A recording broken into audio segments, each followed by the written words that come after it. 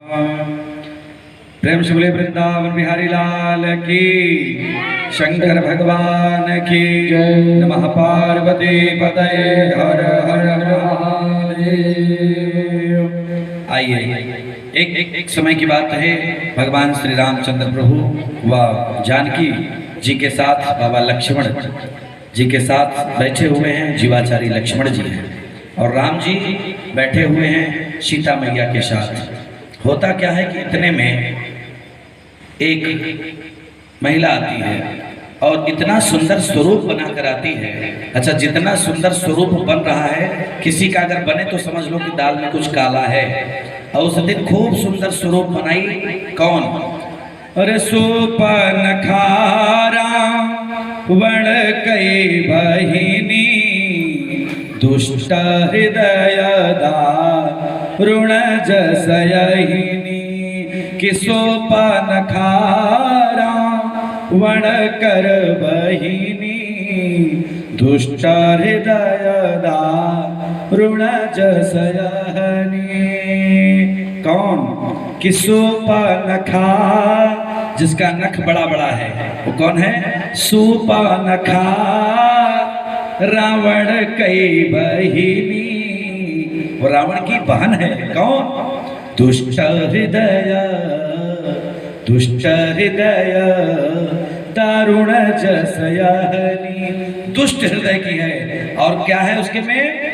दुष्ट हृदय दारुण जसयहिनी। जिस प्रकार नागिन होती है, अहनी माने नागिन, नागिन की जैसी उसकी समस्त चाल है। और क्या करती है? भगवान के यहाँ आती है प्रेम से। अच्छा, जब कोई खूब सुंदर स्वरूप बनाए तो समझो कि दाल में कुछ काला है। किसी दूसरे पुरुष के यहाँ जब कोई महिला जाए और खूब सुंदर सुंदर स्वरूप बनाए तो समझो कि कुछ दाल में काला है। दाल काला ही नहीं, पूरी दाल ही काली है। होता क्या है? बाबा गोस्वामी तुलसीदास जी ने लिखा, क्या लिखा? जाती है शूर्पणखा और कहती है, श्री राम जी से कहती है कि तो साम पुरुष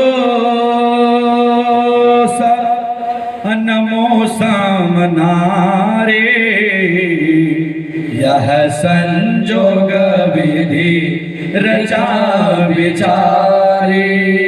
कि तो साम पुरुष नमो साम नारे, यह संजोग विधि रचा विचारी। जाती है और कहती है, क्या कहती है? कि हे नाथ, तो सम पुरुष, भगवान को कहती है कि तो सम पुरुष, आपके जैसा पुरुष और हमारी जैसी नारी दुनिया में नहीं है। क्या कहती है? कि तो सम पुरुष नमो सम नारी, यह संजोग विधि रचा विचार। कि ब्रह्मा जी ने बड़ा संजोग अच्छा रचा है, मैं आपसे विवाह करना चाहती हूँ। कहीं आपने ऐसा सुना है कि कोई स्त्री, कोई लड़की यह कहे कि आपसे मैं विवाह करना चाहती हूँ? जब भी कहता है तो बर लड़का कहता है। लेकिन भगवान श्री राम क्या किए? मुस्कुराए। और भगवान क्यों मुस्कुराए पता है आप लोगों को? क्यों मुस्कुराए पता है? इसलिए मुस्कुराए कि उस चौपाई में ही सब कुछ छिपा था।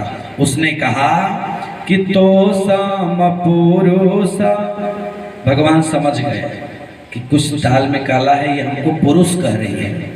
और अपने को क्या कह रही है? मान लीजिए हमारा विवाह हुआ है, पुरुष हम तो हैं, लेकिन ये क्या है? चौपाई में लिखा गया, वो क्या कहती है? कि तो सम पुरुष नमो सम नारी। अपने को नारी बता रही है। भगवान प्रसन्न हो गए, कहे कि बताओ, इतना भी इसको पता नहीं कि किसी कन्या का विवाह होता है कि नारी का विवाह होता है। नारी का विवाह नहीं होता, कन्या का विवाह होता है। वही भगवान समझ गए, मुस्कुराए और कहे कि मेरे बगल में जो है मेरी जो धर्म पत्नी है, पत्नी के लिए संबोधन भगवान क्या करते हैं? कि सुंदरता को असुंदर करई। क्या कहे?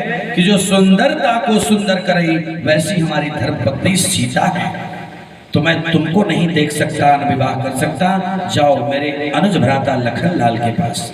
जाती है लखन भैया के पास और लखन भैया कहते हैं कि मैं तो विवाहित हूँ और सिर्फ मैं भगवान के चरणों में रहता हूँ, भाई के चरणों में रहता हूँ। अच्छा बताइए, कोई आज की स्त्री चाहेगी कि उसका पति अपने भाई के चरणों में और भाभी के चरणों में पड़ा रहे? नहीं, तुरंत सुपनखा सोचती है कि ये तो बेकार है, चलो फिर भगवान के पास पुनः जाती है राम जी के पास और कहती क्या है कि प्रभु आप हमारे साथ इधर उधर मत करिए, जल्दी से बताइए। तो भगवान ने कहा कि नहीं, मैं ये नहीं कर सकता चूंकि मैं विवाहित हूँ। एक धर्मा एक व्रत नेमा कि काय पचन मन पति पद प्रेमा। हमारी सीता क्या है, हमको कितना मानती है कि एक धर्मा एक व्रत नेमा कि काय पचन मन पति पद प्रेमा। ये हमको इतना मानती है कि हम ही को भगवान ईश्वर मानती है, इसलिए मैं तुमसे विवाह नहीं कर सकता। फिर जाती है लखन भैया के पास, भगवान थोड़ा सा इशारा कर देते हैं और नकटैया हो जाती है। कहने का मतलब यह कि वह विदेश से लंका से आकर के मेरे भारतवर्ष के राजकुमार राम को कहती है, लेकिन राम का संस्कार क्या है?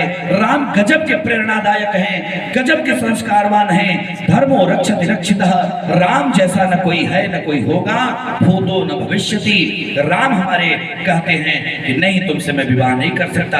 अब उसकी जब नाक कट जाती है तो रोते बिलखते अपने खरदूषण भाई के पास जाती है। खरदूषण आते हैं, युद्ध करते हैं और मारे जाते हैं। पुनः पहुंचती है किसके पास? लंका नरेश के पास। कौन? जब शिव तांडव का उच्चारण होता था, जब करता था तो भगवान नृत्य करने लगते थे। कैसे? जटाटवी गल जल प्रवाह पावित स्थले गले लंब लंबितां भुजंग तुंग मालिका डमट डमट डमट डमन्याद बंडमरवयं चकार चंचतांडवं तनोतुना शिव शिव। इस प्रकार जब शिव तांडव पढ़ता था, रावण वेद का मंत्रोच्चार करता था, तो मानो भगवान शंकर नृत्य करने लगते थे। उस रावण के पास जाती है बहन शूर्पणखा उसकी, और क्या कहती है? कहती है कि आप भैया आराम से बैठे हो, मेरी नाक कट गई, एक भारतवर्ष का राजकुमार मेरा नाक कट दिया और आप लंका नरेश हैं। रावण पहले समझाता है, कहता है कि ठीक है, तुम किसी के पास गई थी? हाँ, हम खरदूषण के पास गए थे, अपने भैया के पास, लेकिन वो मारे जा चुके हैं। तब रावण समझ जाता है, ध्यान लगाता है और देखता क्या है, कहता है पुनः कि खरदूषण मो सम बलवंता उन्हीं को मारे बिन भगवंता। समझ गया कि खरदूषण तो मेरे भाई, मेरे जैसे बलवान हैं, मेरे भाई को मारने वाला कोई साधारण नहीं हो सकता, स्वयं परब्रह्म परमात्मा है। इसलिए उसी समय समझ गया। बहन को समझाया कि कोई भी दुनिया की लड़की, दुनिया की नारी अगर अपने पद से भ्रष्ट हो जाएगी तो उसकी हाल शूर्पणखा की तरह हो जाएगी। शूर्पणखा की जैसे नाक कट गई, और आज रावण जैसा भाई, जो कि ब्रह्मा भी उसके यहाँ चमड़ डोलाया करते थे, वेद का पाठ करते थे, इंद्र आकर झाड़ू पोछा किया करते थे, वह रावण जब चलता था तो चलत दसानन जोलती अवनी।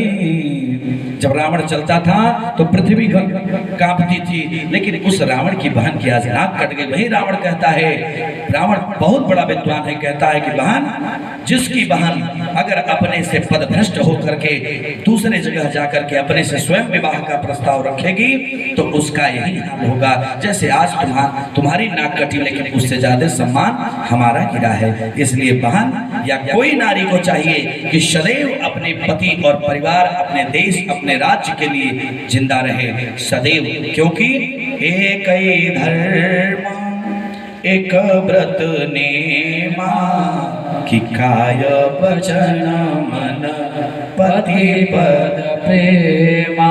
तब मंगल होगा परिवार के साथ। कैसे? कि मंगल भवन अमंगल हारी उमा सहित जेहि जगत पुरारी।